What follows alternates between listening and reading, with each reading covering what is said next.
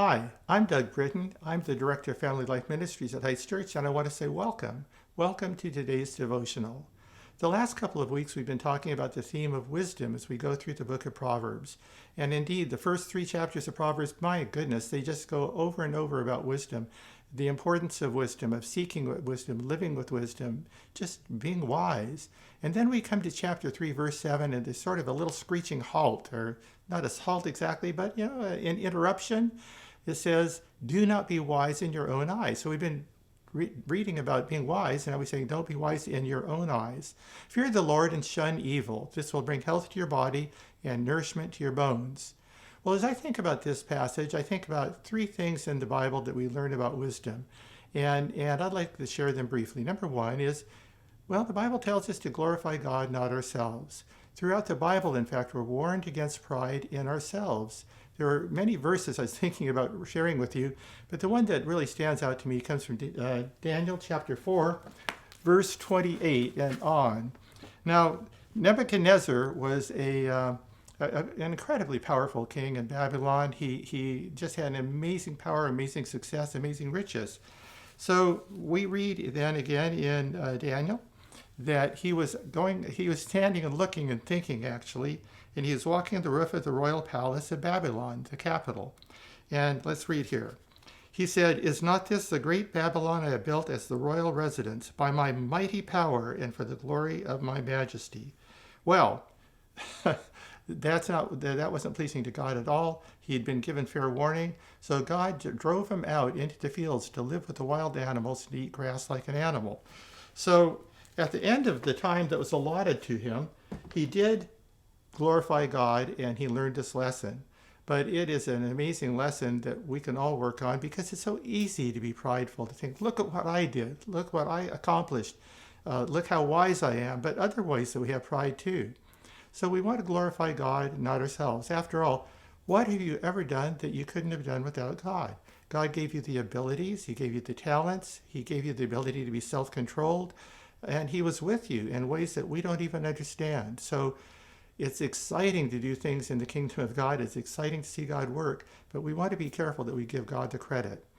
The second point about wisdom that I want to talk about is if you feel like you're wise, replace pride with thankfulness. If God grants you wisdom, that's a wonderful gift. It's really cool. It's a precious gift. But be sure to thank God for it. In fact, I think that the greatest antidote to pride, the best way to deal with pride, is to move into thankfulness. God, I'm so thankful that you allowed me to serve you, that you allowed me to be involved in this project, in this ministry. And Father, I'm just so thankful that I had this wonderful privilege. That is so, so wonderful. Thank you. So we want to glorify God, not ourselves. We want to replace pride with thankfulness. And then the last thing is, I find myself thinking, well, what exactly is wisdom? We're talking about wisdom primarily today. We're talking about other areas of pride too. But exactly what is wisdom? Well, there's different ways we look at wisdom. I'm a marriage and family counselor or therapist. And oftentimes I'll have a husband here and a wife here, and each one will say, well, hey, I've got wisdom in this. I understand what's going on. No, I understand what's going on. And we kind of think it's all about what makes a good argument. Who is the right person? And that's not exactly what the Bible has in mind about wisdom. There's a lot of ways we could define wisdom. For example, we could say it's the ability to just see what's true, right, or lasting. And that's an okay definition, but there's a much deeper definition. If you have your Bible, I think it'd be really great to read James chapter 1, 2, and 3. After all, in James chapter 1, we are told to pray for wisdom. But I love James chapter 3, verses 17 and 18, where it defines wisdom and gives us a whole different picture of what it is. It's not how smart we are. It's not how right we are. Let's see what it is. So James is writing in James chapter 3. But the wisdom that comes from heaven is first of all pure, then peace-loving, considerate, submissive, full of mercy and good fruit, impartial and sincere. That is such a different definition of wisdom. And he goes on, he says, peacemakers who sow in peace reap a harvest of righteousness. That's a really different idea about what wisdom is than what we normally have, at least what I would normally have.